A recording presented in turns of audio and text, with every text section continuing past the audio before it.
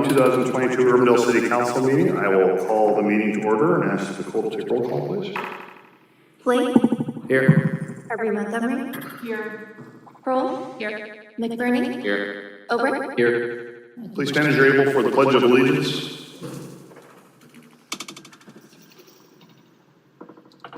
I pledge allegiance to the flag of the United States of America and to the republic for which it stands, one nation, under God, indivisible, with liberty and justice for all.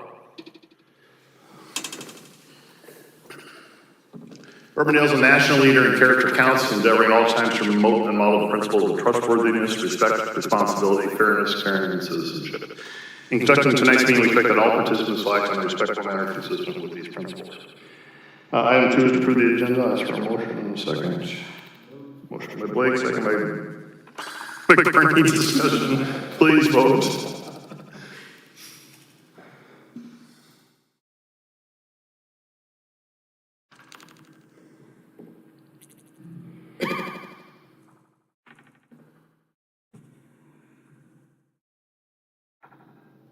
I knew it was going to be that.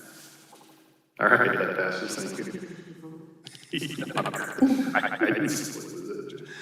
All right, item 3, presentations. We do have a very special proclamation that I'd like to read for National Family Literacy Day. Whereas National Family Literacy Day, established by the Congress in 1994 and now marking its 28th anniversary on November 1, 2022, highlights the importance of reading and learning for the entire family and emphasizes the impact that parents have on their child's learning.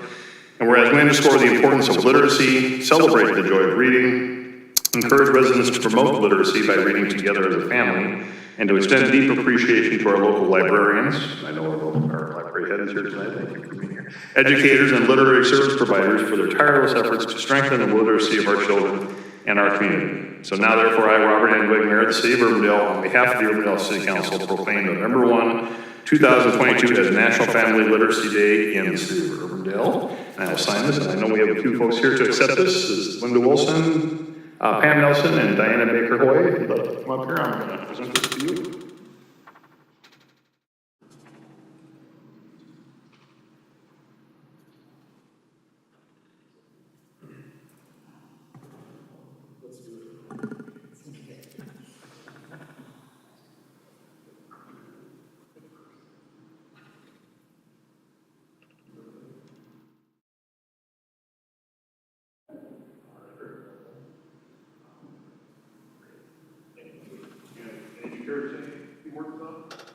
Yes, thank you very much. The Daughters of the American Revolution are grateful to the City of Urbandale for issuing this important proclamation. By helping us kick off National Family Literacy Month today in Urbandale, you are acknowledging that literacy is a tool for daily life in modern society, a bulwark against poverty, and a road to human progress. Thank you very much. Thank you very much.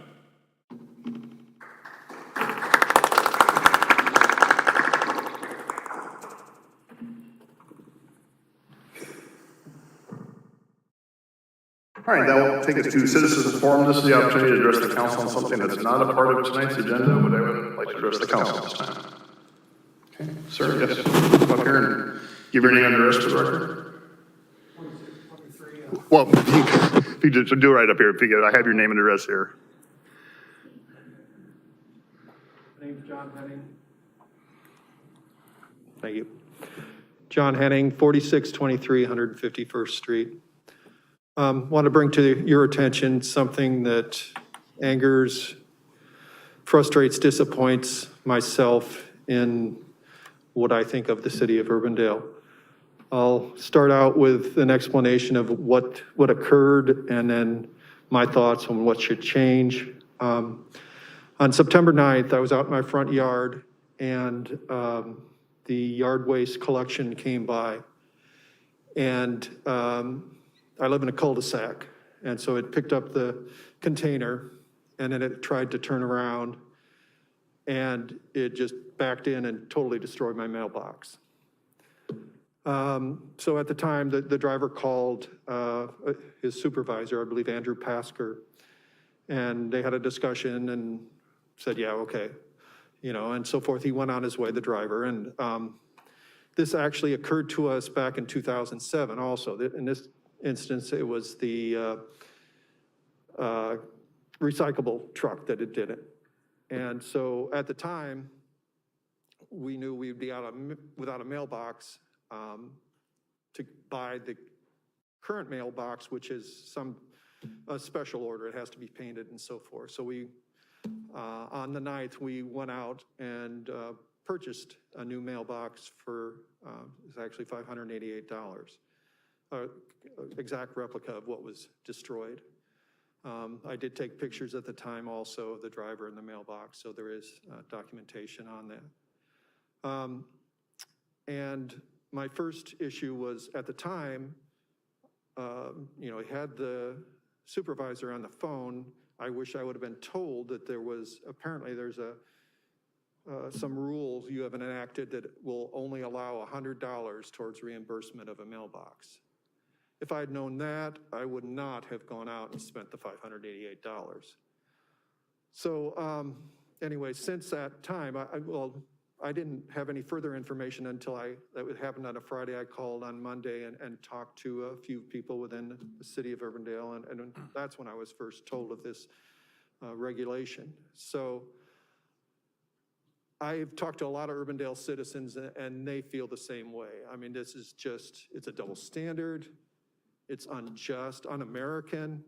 Why can the city get away destroying someone's property? And in my mind, it was total negligence. It's not rocket science to move a truck in a cul-de-sac.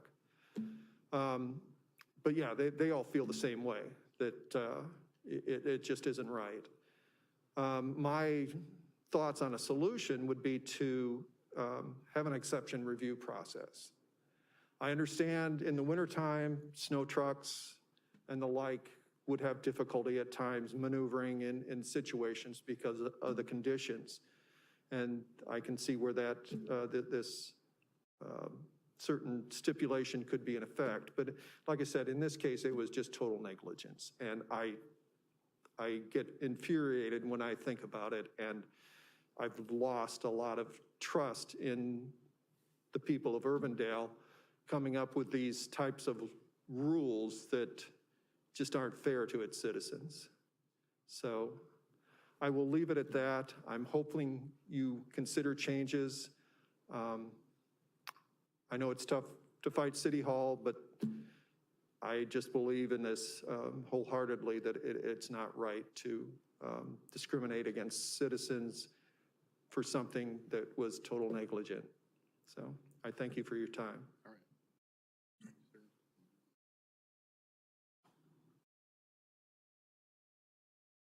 Well, just as a background, as I inform council, as we let you know that in 2009, the city passed an ordinance that stated that the maximum reimbursement for a damaged mailbox would be $100.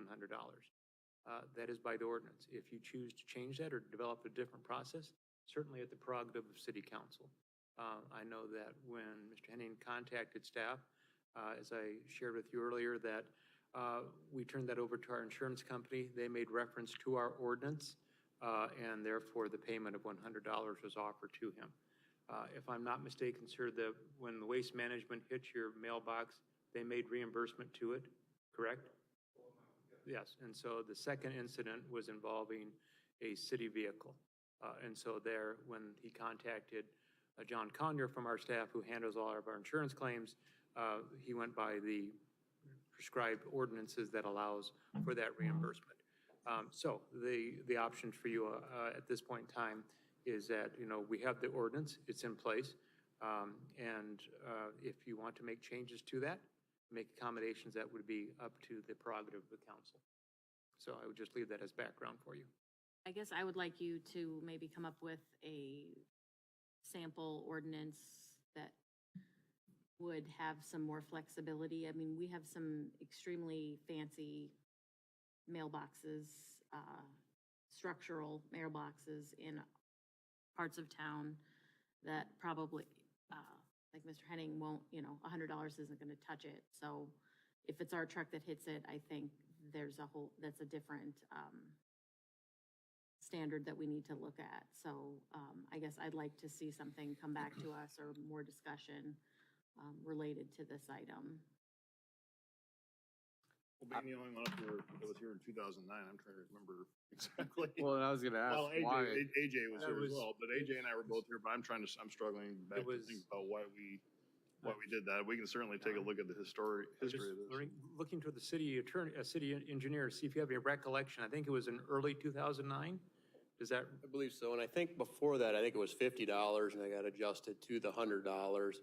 And again, that a lot of it was just kind of trying to limit the city's liability if one was hit during a snowstorm or anything. Because again, it could be thousands of dollars if you start looking at some of the brick mailboxes. So again, the city wanted to limit the out-of-pocket costs there. okay, so certainly can come up with something for you folks to review. That's what you'd like us to do. I concur with Bridget. Okay. So Just saying, moving forward. Thank you. we certainly, council certainly, as you can hear, will review this. And again, it's not that we're trying to skirt anything on this by any means, but I think there is some, I'd also like to know what other cities' practices are as well. I think it's just a matter of, we certainly replace a lot of mailboxes during the year if something happens, whether it's either by negligence or essentially we even know negligence to strict liability. If it gets hit, even if it's, it's not even due to our negligence, it gets replaced. And I think that maybe is part of it as well, is there's usually no questions asked, we just take care of it. But I appreciate your comments and we will certainly take a look at that, so. All right, thank you. All right, we are still in citizens forum. Does anyone else like to address the council on something not a part of tonight's agenda? Okay, we will move on then. Item 4 is the adoption of minutes, first from the October 17 lunch and learn. So moved. Motion by Carberry Montgomery, second by Blake. Discussion, please vote.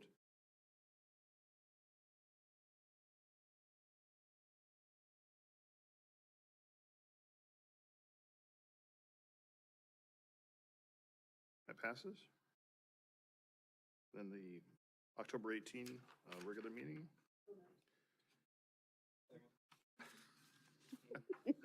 Motion by Kroll, second by Blake. Discussion, please vote. Maybe you do need to take off. Sorry. Now I'm starting. Just one of those days. All right, thank you. That passes. Item 6 is the consent agenda. There are 9 items for approval.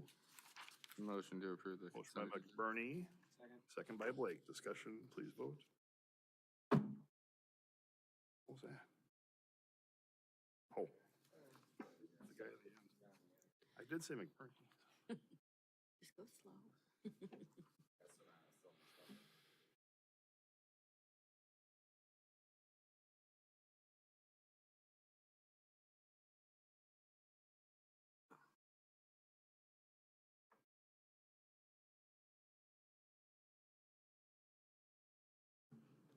I apologize, that passes. All right, thank you. That passes.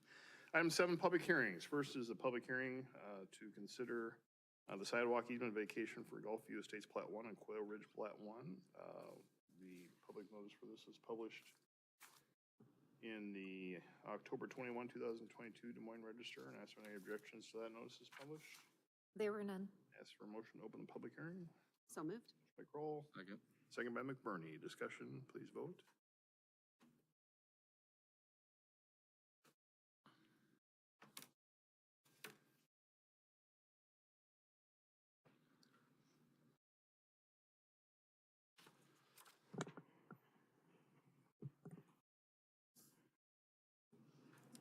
Seem to be experiencing All right. system issues. That passes. That passes, all right? So introducing, this is our Community Development Director, Steve Franklin. Steve? Thank you, Mayor. Good evening, all. This is a request to vacate an easement along the north side of Douglas. I think it's coming. There we go. Okay, so this is in 2 different plats on the north side of Douglas. It's basically the area shown here. There were, I think it's 14 lots in 2 different plats. You can see that there was a sidewalk that originally was located within that easement, and as part of our project along Douglas with the urbanization of Douglas and installing the complete street sidewalk and bike path, The sidewalk has all now been moved out of the easement and is all located in the right-of-way now, and so there's no need to have this easement anymore. So the recommendation is to vacate the 15-foot wide sidewalk portion of that easement. Pretty straightforward. Be happy to answer any questions. All right, thank you, Steve. Any questions from the council for Steve? So with the new line, I guess, yard maintenance and so forth, has everybody kind of started to adopt the new, hey, we need to move up to this line from their standpoint Yeah, I of mean, what maintenance? we've told them is that from their property line to the north side of the trail, they will be expected to maintain that, but they're also kind of getting some of their yard back now because the sidewalk that was on their property is now off of their property, so. So in theory, could they move their fencing back 15 yards if they so chose? Yep. Okay. All right. Any further questions for Steve? We are in public hearing for this item. Would anyone like to address the council on this item? Okay, seeing none, is there a motion to close the public hearing? So moved. Motion by Kroll, second by McBurney. Discussion, please vote.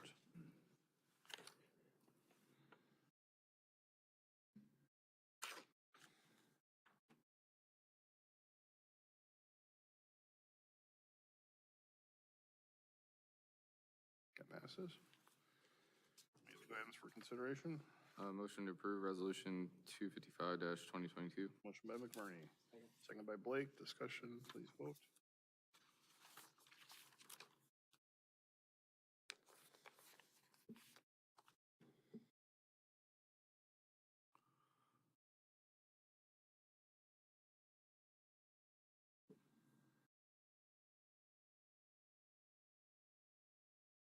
Passes. Motion to approve council letter 7244 First reading of ordinance. for the first reading of ordinance 2022-19. Motion by McBurney, second by Blake. Discussion, please vote.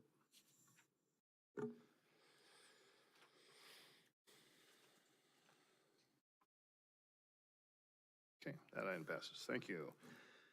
Moving on to item 8, planning and zoning items versus item 8.1, the Urban Park and Public Works Satellite Salt Storage Building site plan at 5401 to 5551 170th Street. Steve? Hey, this is a site plan for the next building for our satellite facility. In this particular drawing, which should be popping up here in a second, north is going to be to your left. So this is going to be Waterford Road out here.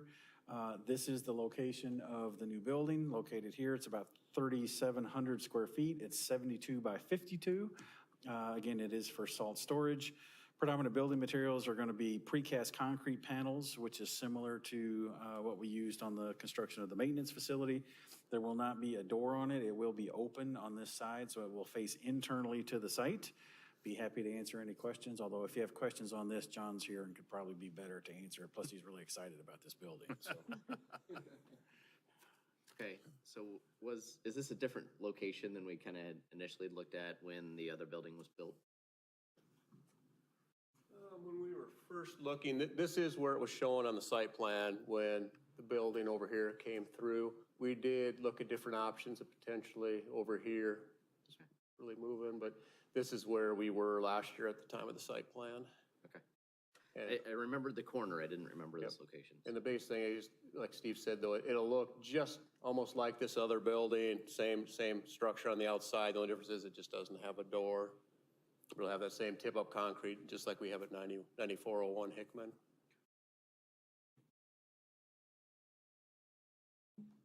Okay. Any further questions? Your motion. Move to approve Council Letter 7249. Motion by Kroll, second by Blake. Discussion, please vote.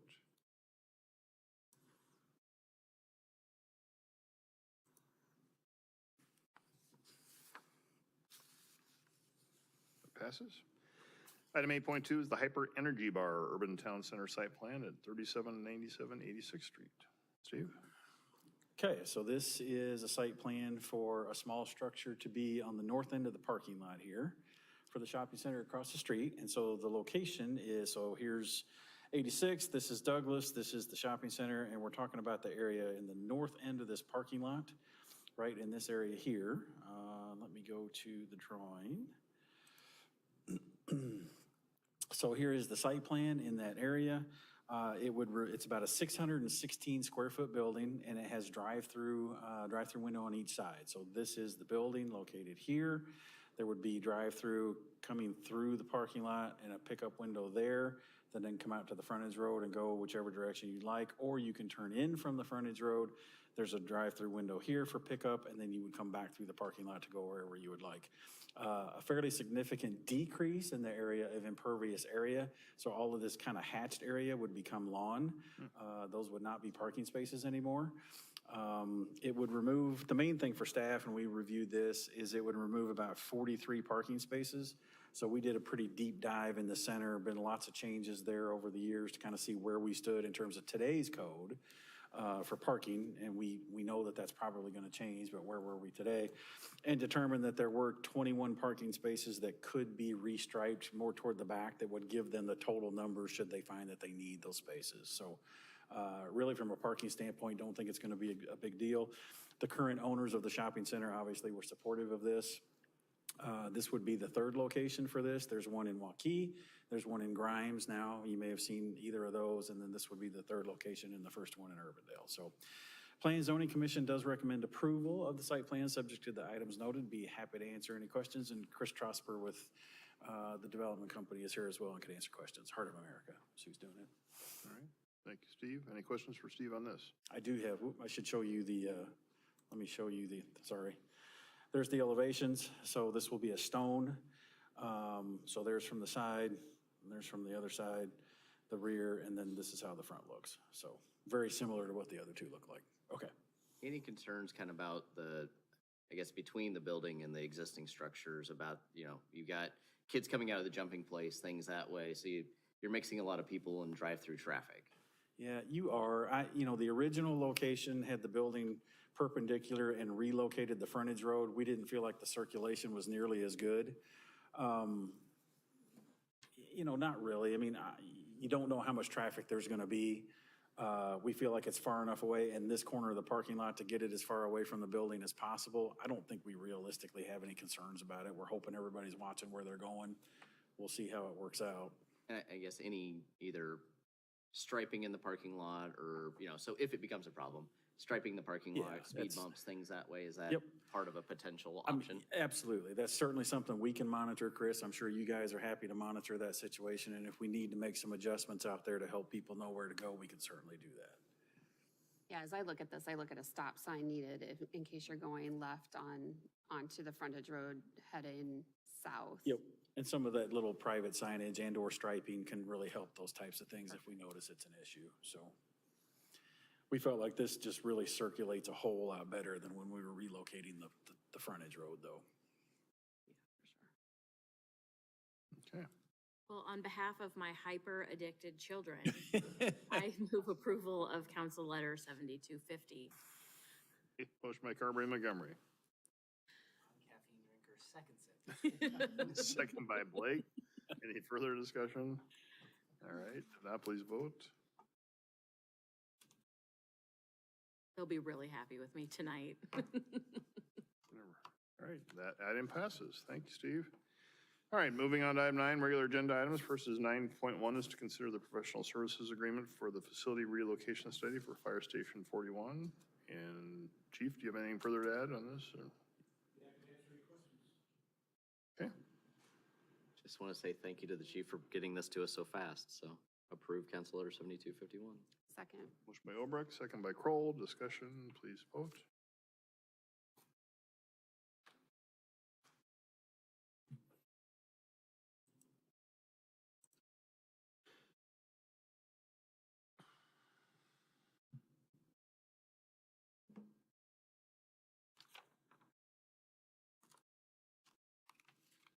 All right, that passes.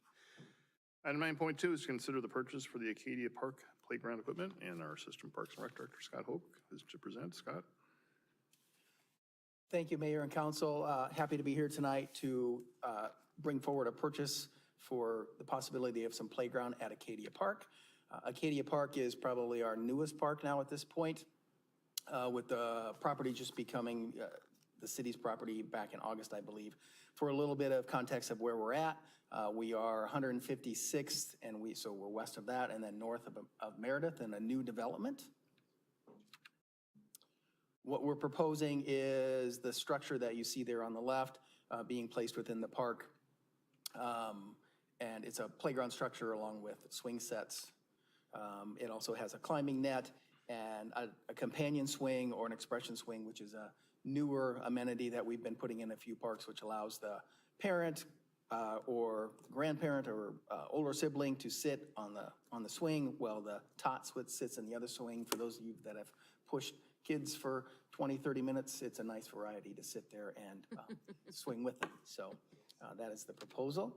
We are also developing construction documents right now to include a half-court basketball court that would be also lined for pickleball. We wouldn't have nets up there, but temporary nets could be used, and a small open-air shelter. The goal is installing at least the playground this spring, which allows us to get it in prior to the home show. There are several homes in that area that will be part of the spring home show. So we want to make sure that happens. And then depending on what costs are for the concrete work, to try and get the basketball court and tree plantings in at that time as well. And then you can kind of see how it would sit in the park. Again, we are still just working on the final kind of layout and design of that area. For this particular piece of equipment, we're trying to move it along to meet our spring deadline. So we are looking for utilizing Omni, which used to be U.S. Communities, but this is part of a nationwide government purchasing cooperative. This is acceptable through the City of Urbandale purchasing policy, and staff is recommending the approval of the purchase of the playground for Acadia from Cunningham Recreation in the amount of $666,085.60. And I would be happy to answer any questions. All right. Thanks, Scott. Any questions for Scott? Just quick, so this is for the purchase of the equipment, landscaping, is it going to be wood chips? Is it going to be, what's the? Yeah, we would continue to use our certified wood safety fiber for this, as far as for the activity in that area, yes. Okay. And then was there any thought put into the potential of including some sort of an inclusive piece of equipment? Because this is what I would consider pretty standard, right? As far as the Correct. Yep. So the swing does help with inclusiveness and allowing, again, that connection to the tot swings. And all of our pieces are ADA compliant.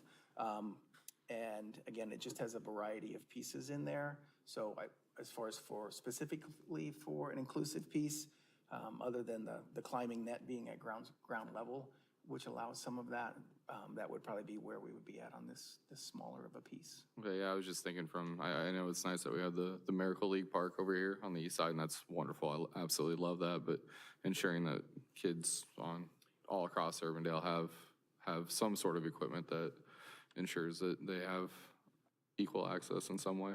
Yep, that's a great point and something we can always continue to look at.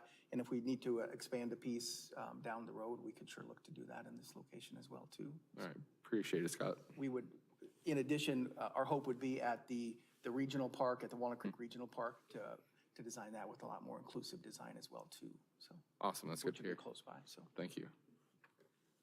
And remind me again, this was north of Meredith and 156th. I just know I have a slew of boys who will want to know where a new basketball court is.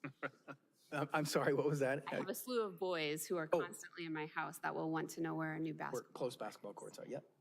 Okay, thank you. It's not quite to Omaha. Not quite. All right, anything further? I'll move approval of Council Letter 7252. All right, motion by Carberry Montgomery, second by Blake. Discussion, please vote.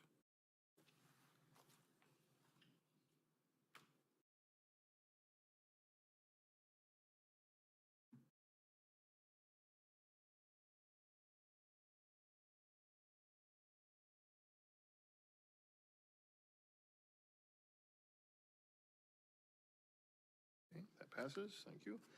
Item 9.3 is consider the design services agreement for the police geothermal build-out. And Scott, want to answer any questions on this, if there are any?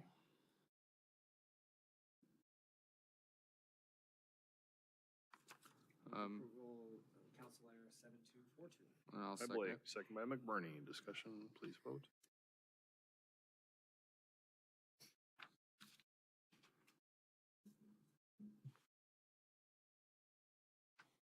Okay, that passes. Thank you. Item 9.4 is to consider the final acceptance of the Waterford Road paving from 156th Street to 142nd Street. And introduces this is our Director of Engineering and Public Works, John Larson. John? Thank you, Mayor, members of the council. Yeah, this is our final acceptance and final assessment for our Waterford Road paving project from 142nd Street to 156th Street. This is our assessment plat to kind of show you where we're at.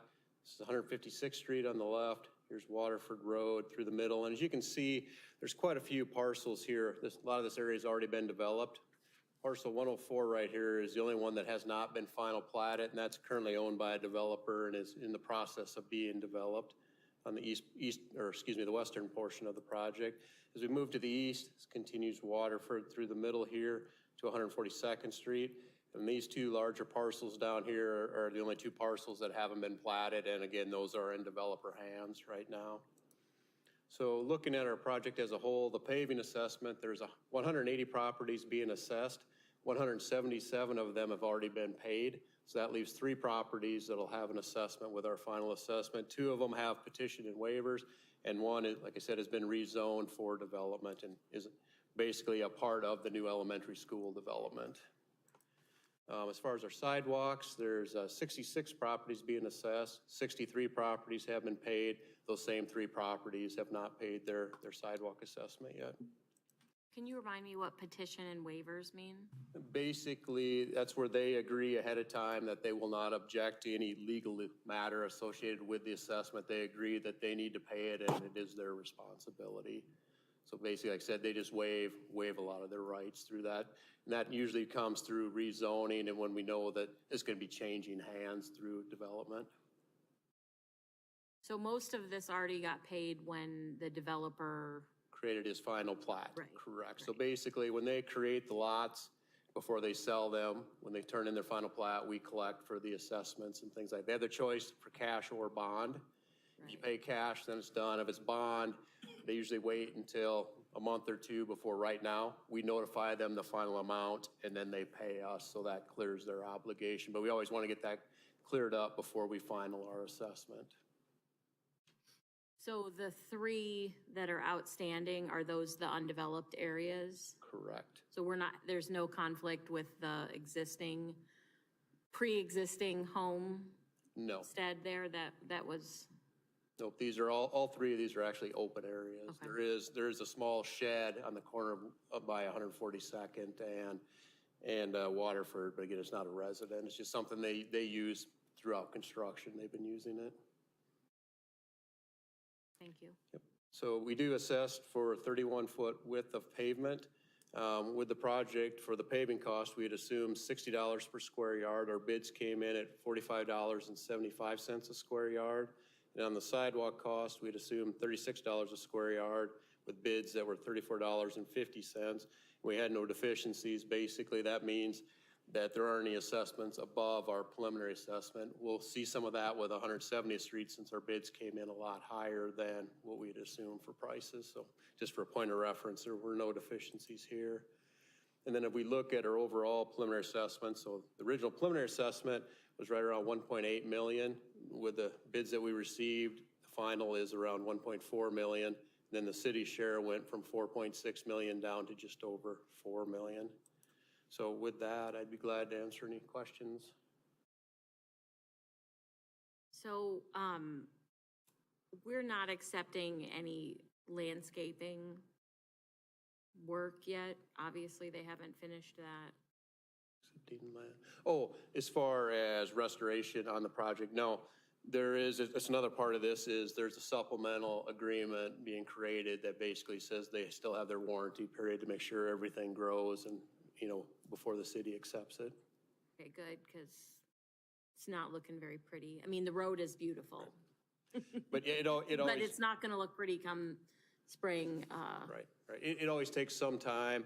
There's also, as you can imagine, utilities come out there and tear some different things up too. So we're constantly working on trying to get the grass established out there.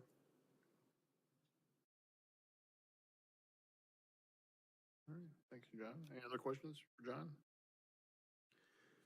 All right, then we have a number of items, 4 items for consideration. Motion to approve resolution 257-2022. Motion by McBurney, Second. second by Kroll. Discussion, please vote.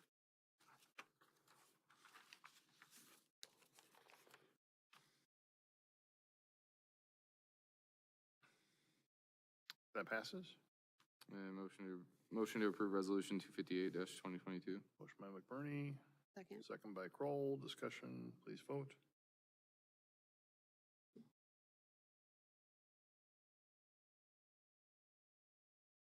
That passes.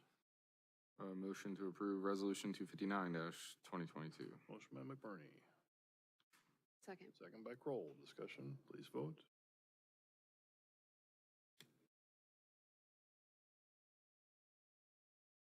That passes.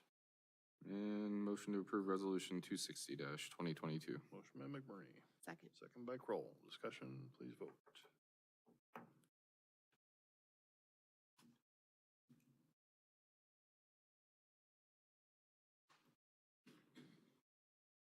And that passes. All right, thank you. That takes us to item 9.5 is to consider the ordinance 2022-20 regarding the fog ordinance. John, did you have any further to add on this? Or? Glad to answer any questions. Just a simple word change that needed to be fixed.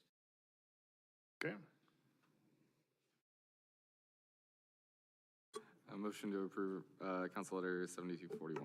Motion by McBurney, Second. second by Blake. Discussion, please vote.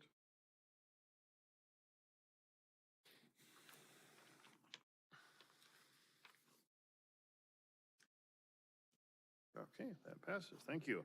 Takes us to the end of the agenda. Mayor and Council items. Adam? So for the first time in, I think, 25 years, I got the pleasure of changing a tire after hitting something on the interstate. And just thanks to the PD for being there while I got to change a tire and helping out in the process. So it was, Play next time.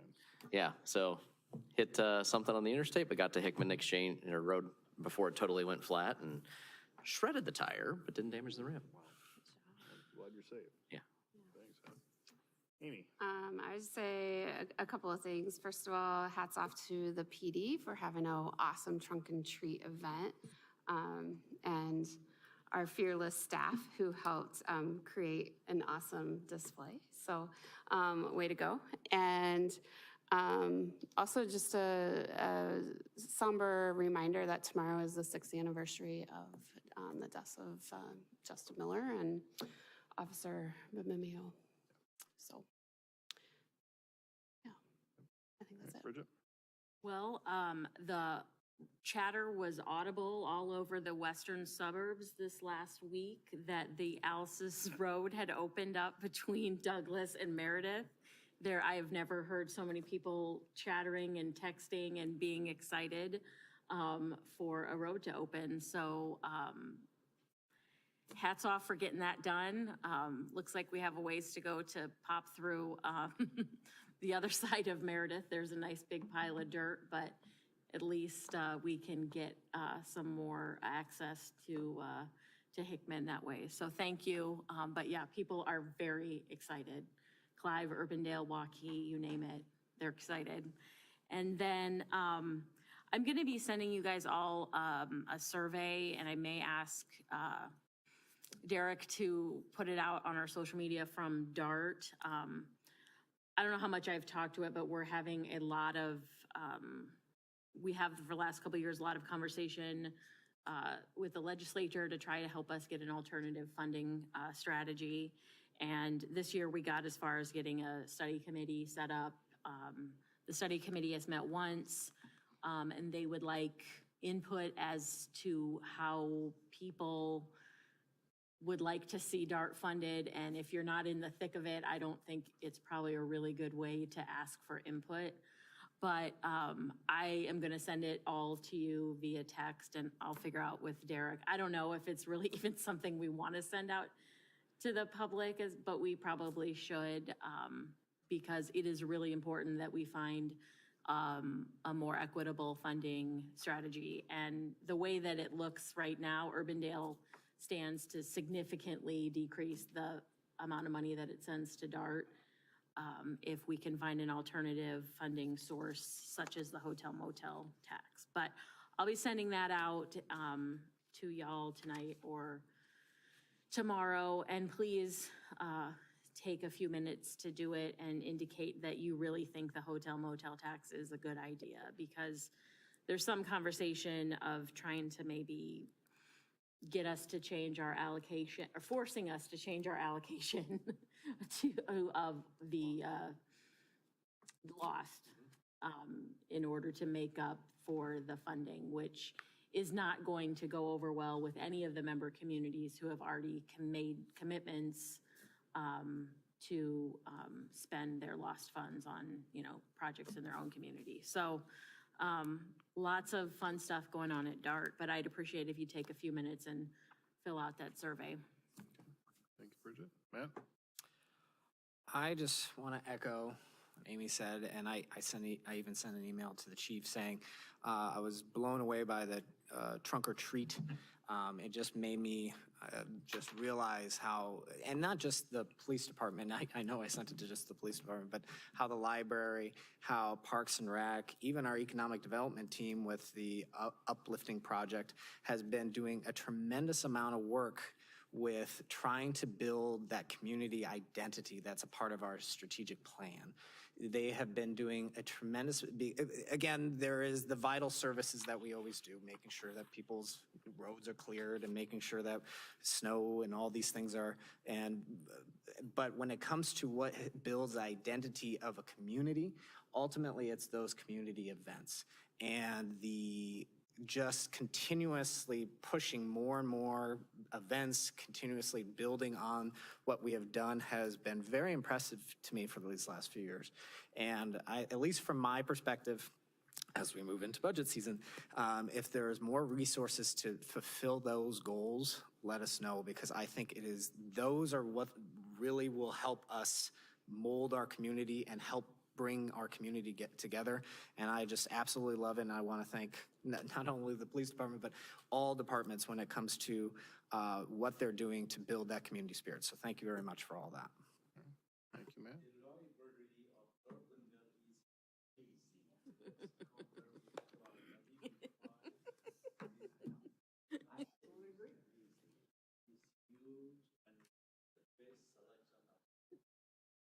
And the best book study groups and book clubs and, opportunities to engage. Do that, Nicholas. But it's true. It's not budget It's time true. yet. All right, thank you. Larry? I would just say that we had a blast at Trunk or Treat. We both, my wife and I volunteered with the Citizens Police Academy, and I bounced around with the VFW, and then also over at the city's display as well. I think Chief estimated that this is probably the most attended trunk or treat that we've had, so it went over very well. Just want to say that this morning I received a notification from Bravo about some grants that I forwarded over to AJ and city staff to look at to hopefully use towards some public art pieces that I don't know exactly where we would put them, but at least start the preliminary conversations on how we could try to tap into that money, because we are putting in money through our hotel tax, and it'd be good to get some of that back here in Urbandale. So, Is that something, could it be used for median art? for the what? Median art?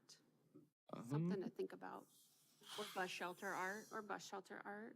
That's possible. At least so there's two separate grants. One of them is more of a generalized grant. The other one is for the Icon Water Trails project, which we have. Walnut Creek. Yeah, we have two pieces along Walnut Creek that in the future we had talked about including some sort of display or something associated with the Icon Water Trail system. So yeah, that one's probably a little less likely, would be my guess. That'd be a good Jan item Yes. when Jan gets back. But that point is made, and that's why I've always said from the beginning, Larry, thanks for bringing that up, is that we do need to, we contribute a great amount through our hotel motel as a city, and we need to be able to leverage our dollars back here to put back to work in our own community. So thanks for that. I have just a couple things. First of all, I think AJ sent something out about marking your calendars. I know we have one more meeting before then, but it's the day after that, so I don't want to note it now. On November 16, we have the swearing in for new UFD officers and also the life-saving awards out at Station 42 at 7 o'clock, right, Chief? Okay, so thanks for that. And as Amy alluded to, I also just want to note, it's hard to believe, but tomorrow marks 6 years since Justin Martin was killed on the line of duty in protecting our city. So just, it's always a somber day. Take a moment to think and about Justin and think about his family and also our Urbandale Police Department, who will be obviously marking that day as well. So with that, I'll ask for a motion to adjourn. So moved. All in favor? All right. Aye. Any opposed? All right.